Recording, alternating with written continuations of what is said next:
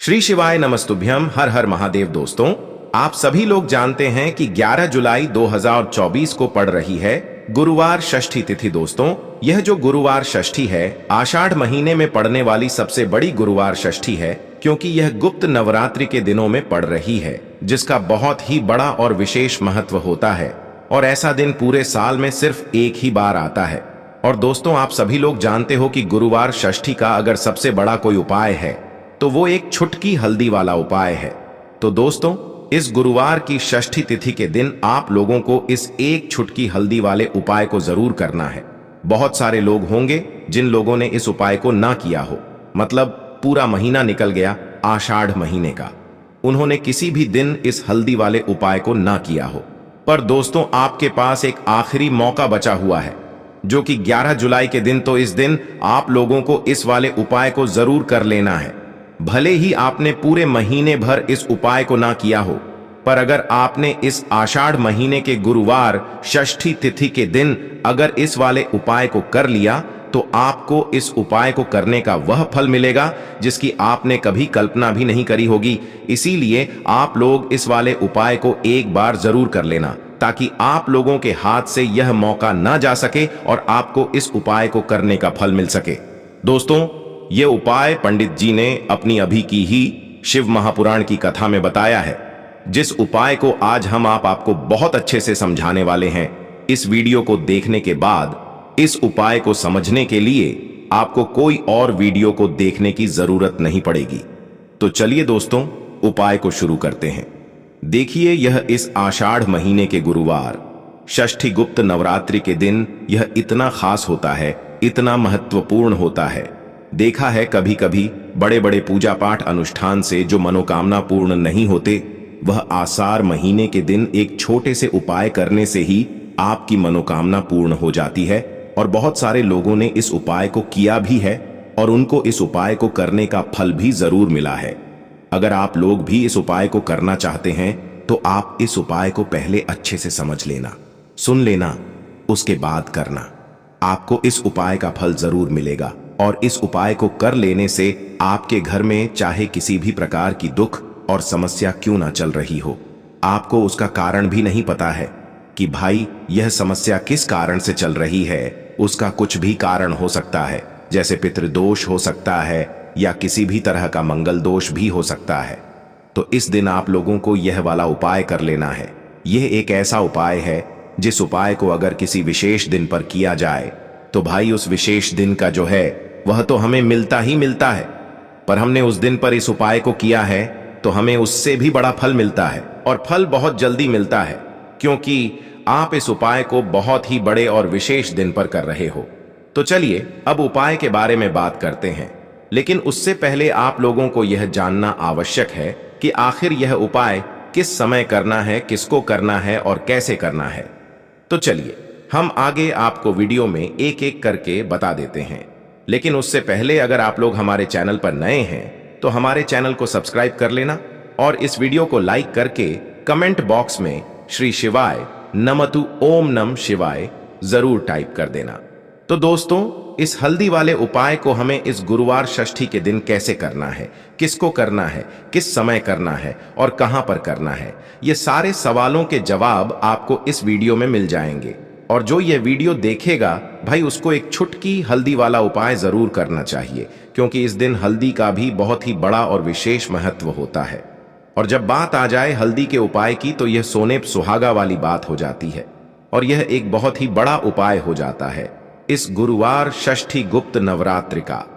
तो अब दोस्तों, इस एक छुटकी हल्दी वाले उपाय को आखिर करना किसको है, सबसे पहले हम लोग वह बात जान लेते हैं। तो देखो, घर की जो बड़ी माताएं बहनें होती हैं, उन माताओं बहनों में से कोई भी एक बड़ी माता बहन इस वाले उपाय को कर सकती है। और दोस्तों, अगर आप चाहें तो अपने घर में से सभी सदस्यों को भी इस उपाय को करवा सकते हैं। अगर किसी व्यक्ति की खुद की कोई मनोकामना है, खुद की कोई दुख और परेशानी है जो कि वह अपने लिए ही करना चाहता है इस वाले उपाय को, तो वह खुद अपने लिए भी कर सकता है। बाकी अगर कोई घर में से ऐसा है जो कि अपने पूरे घर परिवार की सुख और शांति के लिए यह वाला उपाय करना चाहता है, तो भाई वह भी कर सकता है। उसमें भी कोई दिक्कत वाली बात नहीं है। कहने का मतलब यह है कि इस उपाय को हर एक सदस्य भी कर सकता है और पूरे घर परिवार के सदस्य के लिए घर की बड़ी माँ, माता बहनों में से कोई एक माता बहन भी कर सकती है। माताएं बहनें अगर घर में उपस्थित ना हो या वह यह वाला उपाय ना कर पा रही हो तो फिर घर का कोई बड़ा सदस्य भी इस हल्दी वाले उपाय को कर सकता है, चाहे फिर वह पुरुष ही क्यों ना हो, उसमें कोई भी दिक्कत वाली बात नहीं है। अब दोस्तों, इस हल्दी वाले उपाय को हमें करना कहां पर है? हमें इसे घर के मंदिर और तुलसी के क्यारे में जाकर करना है। बहुत सारे लोग प्रश्न करते हैं, हर एक उपाय को करते समय क्या हम इस उपाय को अगर घर पर तुलसी का पौधा ना हो तो मंदिर में कर सकते हैं? तो इस वाले उपाय को अगर घर पर करोगे तो ज्यादा अच्छा होगा। अगर मंदिर में तुलसी का पौधा है और वहां करोगे तो भी कर सकते हो इस वाले उपाय को। उसके बाद में दोस्तों जो अगला प्रश्न निकल कर आता है वो यह आता है इस उपाय को लेकर कि आखिर इस उपाय को हमें किस समय करना है, सुबह के समय करना है कि शाम के समय करना है? तो देखो, इस वाले उपाय को आप लोग सुबह के समय भी कर सकते हो और शाम के समय प्रदोष काल में भी कर सकते हो। अब अगर आप पूछो कि भाई सबसे उत्तम समय कौन सा रहेगा इस एक छुटकी हल्दी वाले उपाय को करने का, तो हम आपसे बस यही कहेंगे कि इस उपाय को आप शाम के समय करेंगे तो ज्यादा बेहतर होगा। बाकी अगर सुबह के समय भी करेंगे तो भी अच्छा होगा, उसमें कोई भी दिक्कत वाली बात नहीं है।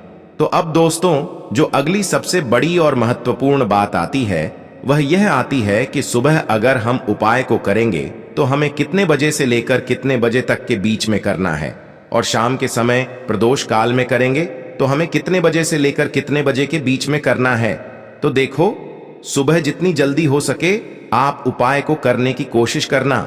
बाकी अगर किसी कारणवश लेट भी हो जाओ, थोड़ी देर भी हो जाए तो 10 या 11 बजे तक भी आप उपाय कर लेना, पर 12 बजे से ज्यादा देरी ना हो, ठीक है? इस बात का ध्यान रखना। उसके बाद में दोस्तों अगर शाम के समय प्रदोष काल की बात करें, प्रदोष काल का जो समय है होता है वो शाम के 6 बजे से शुरू हो जाता है। मतलब शाम के 6 बजे से लेकर 7 बजे के बीच का जो समय होता है ये समय प्रदोष काल का समय होता है। पर अभी जो मौसम चल रहा है इस मौसम में जो है शाम बहुत देरी से होती है, तो आप इस उपाय को 7 या 8 बजे के बीच में भी कर सकते हो। मतलब शाम के 6 बजे से रात 8 बजे के बीच में आप कभी भी इस वाले उपाय को कर सकते हो, उसमें कोई भी दिक्कत वाली बात नहीं है। परंतु गुरुवार षष्ठी के दिन कोशिश करना कि समय के अंतर्गत ही कर लो। किसी कारणवश ना कर पाओ तो थोड़ा देरी से भी कर सकते हो, आपको उपाय का फल जरूर मिलेगा। देखिए, आपके जीवन में अगर लगातार गरीबी बढ़ रही है, आसानी से आपको पैसा नहीं मिलता है, जो पैसा मिल रहा है वह आपका फालतू की चीजों में खर्च हो जाता है, दवाइयों में जा रहा है, दुर्घटनाओं में जा रहा है, आप सोच सोच कर परेशान हैं कि कैसे घर से इन सारी चीजों को निकालेंगे, कैसे धन की कमी को दूर करेंगे, कैसे माता लक्ष्मी को प्रसन्न करेंगे। तो मां लक्ष्मी तो आप अपने आप प्रसन्न हो जाती हैं जब आप श्री हरि विष्णु को प्रसन्न कर लेते हैं, और श्री हरि विष्णु प्रसन्न होते हैं जब भी आप तुलसी से जुड़ा कोई उपाय करते हैं। तो आज की वीडियो में वही आपको बताने वाले हैं कि इस दिन को आपको जाने नहीं देना है, यह उपाय करना है। और देखिए फिर कैसे आपके घर पर, आपके घर में जितने भी सदस्य हैं उनके जीवन में धन की जो है वह बाढ़ जैसी आ जाएगी और कभी भी धन की कमी आपके घर में नहीं होगी। तो करना क्या है, आपको ये उपाय गुरुवार के दिन करना है ना? तो ये उपाय जब आप करेंगे तो ये उपाय आपको सुबह के टाइम पर करना है। एक चुटकी यहां पर आपको लेना है पिसी हुई हल्दी, साथ ही साथ आपको लेने हैं मिश्री के कुछ दाने, ठीक है ना? यहां पर आप गुड़ भी ले सकते हैं। अब आपको क्या करना है, पिसी हुई हल्दी जो है वो सूखी पिसी हुई हल्दी को आपको तुलसी के पौधे में डालना है। गुरुवार के दिन स्नान आदि कर लेंगे सबसे पहले, उसके बाद सूखी पिसी हुई हल्दी आपको तुलसी के पौधे में अच्छे से डाल देना है। बस हल्दी डालते समय आपको ओम नमो भगवते वासुदेवाय नमः, ओम नमो भगवते वासुदेवाय नमः इस मंत्र को बोलना है और अच्छे से तुलसी के पौधे में आपको हल्दी को डाल देना है। अब देखिए, जैसे ही आप तुलसी के पौधे में हल्दी डालते हैं, ऐसा समझ लीजिए कि श्री हरि विष्णु आपसे बहुत ज्यादा प्रसन्न हो जाते हैं, क्योंकि हल्दी श्री हरि विष्णु से जुड़ी है, गुरु ग्रह से जुड़ी है। और हल्दी जब आप तुलसी के पौधे में डालते हैं तो इससे होता क्या है, तुलसी मैया का स्वास्थ्य बहुत उत्तम होता है, आपका तुलसी का पौधा हमेशा अच्छा रहता है। तो देखिए, जब आप तुलसी मैया का ध्यान रखते हैं, अपने घर में तुलसी के पौधे को बहुत हरा भरा रखते हैं, है ना, उनकी अच्छे से देखभाल करते हैं। तो यहां पर श्री हरि विष्णु आपके जीवन के दुखों को दूर करने के लिए खोद आते हैं। तो उनकी कृपा जब होती है ना, तो मां लक्ष्मी की कृपा तो अपने आप हो जाती है, क्योंकि जहां श्री हरि विष्णु होते हैं वहां धन की देवी माता लक्ष्मी होती हैं। अब देखिए, जब आप हल्दी अच्छे से डाल देंगे, उसके बाद थोड़े से मिश्री के दाने आपको तुलसी मैया को अर्पित कर देने हैं। गुड़ भी आप उन्हें अर्पित कर सकते हैं। छोटी सी कटोरी ले लें, उसके अंदर आप गुड़ रख दें, थोड़ी सी मिश्री रख दें और तुलसी जी के पौधे के पास रख दें। अब यहां पर आपको तुलसी मैया से कहना है कि हे धन की देवी तुलसी मैया, क्योंकि मां लक्ष्मी का ही स्वरूप है तुलसी मैया, मेरे घर में हमेशा धन बढ़े, निरंतर धन बढ़ता चला जाए, ऐसा धन आए कि मैं धन संभाल ना पाऊं। इतनी कृपा मुझ पर आप कर देना। तो पूरी सच्ची श्रद्धा से आपको गुरुवार के दिन यह उपाय करना है, मां तुलसी से कहना है। फिर देखिए कैसे आपके घर में धन की वर्षा होती चली जाएगी, और जीवन से तो क्या, आने वाली पीढ़ियों के जीवन से भी निर्धनता और गरीबी दूर हो जाएगी। क्योंकि आषाढ़ का महीना, गुरुवार का दिन, उस पर भी गुप्त नवरात्रि, तो इससे उत्तम उपाय क्या ही होगा। तो चलिए अब बात कर लेते हैं अपने दूसरे उपाय की। जैसा कि आप सभी जानते हैं, गुप्त नवरात्रि के बहुत ही प्यारे और पावन से दिन चल रहे हैं, साथ ही साथ आड़ का महीना चल रहा है। अब यह जो महीना होता है आड़ का, इसमें विशेषकर श्री हरि विष्णु का बहुत ज्यादा पूजन किया जाता है, क्योंकि इस महीने के बाद से श्री हरि विष्णु योग निद्रा में चले जाते हैं और फिर 4 महीने बाद ही वह अपनी योग निद्रा से जागते हैं। तो इसलिए जितना हो सके आषाढ़ के महीने में आप श्री हरि विष्णु को प्रसन्न करें, जिससे कि श्री हरि विष्णु आपको आशीर्वाद देकर जाएं कि कभी भी आपको धन को लेकर परेशान ना होना पड़े। देखिए, ये जो 4 महीने होते हैं जिसमें श्री हरि विष्णु योग निद्रा में चले जाते हैं, उससे पहले जितना हो सके श्री हरि विष्णु को प्रसन्न कर ले। मां लक्ष्मी की कृपा तो आपको मिलती ही मिलती है।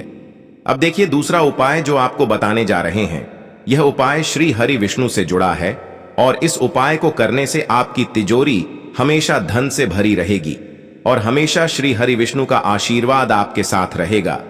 तो हर व्यक्ति यही चाहता है कि उसकी तिजोरी हमेशा धन से भरी रहे, कभी खाली ना हो, है ना। तो देखिए आपको करना क्या है, आपको यहां पर तुलसी के पौधे से तुलसी की मंजरी लेनी है। रविवार के दिन नहीं लेंगे, एकादशी के दिन नहीं लेंगे, इस चीज का ध्यान रखें। तुलसी की मंजरी ले लेंगे, एक देसी घी का दीपक तैयार कर लेंगे, इसी दीपक के अंदर एक चुटकी पिसी हुई हल्दी डाल देंगे, गोल बाती का दीपक बनाएंगे, ठीक है ना, रुई की बाती लगाएंगे और इसी में एक चुटकी पिसी हुई हल्दी डाल देंगे। अब यह दीपक सबसे पहले श्री हरि विष्णु के आगे जलाकर रख देंगे अपने घर के मंदिर में, और फिर तुलसी की मंजरी जो है यह श्री हरि विष्णु को अर्पित कर देंगे।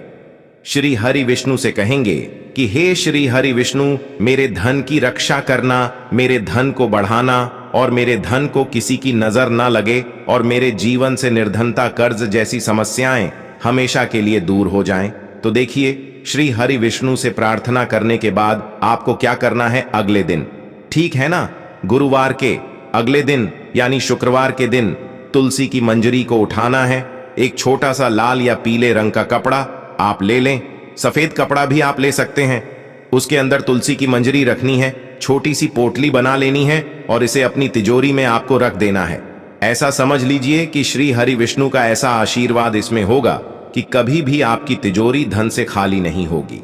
जो लोग कहते हैं कि धन आसानी से आता नहीं है, आसानी से मिलता नहीं है, धन हमारा बढ़ नहीं रहा है, धन को नर लग जाती है, बहुत घर में पैसों की बर्बादी है, उनके जीवन में भी चमत्कार होगा। जब इस उपाय को आप करते हैं तो बहुत ही उत्तम उपाय है, यह उपाय आप करें। ऐसा समझ लीजिए कि श्री हरि विष्णु का ऐसा आशीर्वाद मिलेगा कि कभी भी आपके धन में कमी नहीं आएगी, क्योंकि तुलसी मैया से जुड़ा आप कोई भी उपाय करते हैं, श्री हरि विष्णु आपसे तुरंत प्रसन्न हो जाते हैं और तुरंत उनको प्रसन्न करना है। तो गुरुवार के दिन यह उपाय आप जरूर करें। तो देखिए, अब बात कर लेते हैं अपने तीसरे उपाय की। अब तीसरा उपाय जो आपको बताना जा रही हैं, स्थिर लक्ष्मी के वास के लिए है। जो लोग कहते हैं कि घर में धन तो आता है लेकिन धन रुकता नहीं है, बहुत जल्दी पैसा चला जाता है ना, तो ऐसे लोगों के घर में क्या होता है, धन की देवी लक्ष्मी जी जो है, इनका एक नाम चंचला है ना, और ये कहीं एक जगह पर आसानी से नहीं रुकती हैं। और आप चाहते हैं ना ये कि आपके घर पर रुके, तो आपको यह तीसरा उपाय करना है। करना क्या है आपको यहां पर 2 हरी इलायची लेनी है, ठीक है ना। हरी इलायची खंडित ना हो, टूटी हुई ना हो। अब क्या करना है, आपको 2 दीपक तैयार करने हैं शुद्ध देसी घी के, ठीक है ना। अब दोनों दीपक के अंदर आपको एक एक हरी इलायची डाल देनी है। अब ये 2 दीपक आपको कहां जलाने हैं, अपने घर के मुख्य द्वार पर, क्योंकि घर के मुख्य द्वार से ही धन की देवी माता लक्ष्मी आपके घर में आती है। देवी देवताओं का वास होता है। घर के मुख्य द्वार से ही नेगेटिव एनर्जी भी अंदर आ जाती है और पॉजिटिव एनर्जी भी मुख्य द्वार से ही अंदर आती है। जैसे ही धन की देवी माता लक्ष्मी ब्राह्मण पर निकलती है, शाम के टाइम पर उनकी नजर जो सबसे पहले पड़ती है वह घर के मुख्य द्वार पर ही पड़ती है। और जिस घर के मुख्य द्वार पर उन्हें दीपक जला मिल जाता है ना, विशेषकर ये इलायची वाला दीपक, धन की देवी माता लक्ष्मी जो है ना, बहुत जल्दी प्रसन्न होती है और श्री हरि विष्णु के साथ आती हैं। और फिर उस घर में होती है धन की वर्षा। अपने घर के मुख्य दरवाजे को हमेशा साफ रखना है, उस पर जाले ना आने दें, अच्छे से साफ सफाई रखें। कांटे वाले पौधे बिल्कुल आपको घर के मुख्य दरवाजे पर नहीं लगाने हैं। और अपने घर के मुख्य दरवाजे पर 2 दीपक आपको श्री हरि विष्णु और मां लक्ष्मी के नाम से जरूर लगाना है। तो जो व्यक्ति इस उपाय को कर लेता है, ऐसा समझ लीजिए धन की वर्षा भी घर में होती है और धन इतनी तेजी से बढ़ता है कि व्यक्ति को अपने आप पर, अपने जीवन पर है ना विश्वास नहीं होता है कि मेरे जीवन में ऐसा ऐसा चमत्कार हो रहा है। तो चमत्कार देखना है तो यह उपाय आप करें और फिर अपने जीवन में खुद चमत्कार देखें। तो दोस्तों, ये थे पूज्य गुरुजी द्वारा बताए गए 3 बहुत ही खास उपाय। अगर आपको जानकारी अच्छी लगी हो तो वीडियो लाइक करिएगा। मिलते हैं फिर एक नए वीडियो के साथ। श्री शिवाय नमस्तुभयम।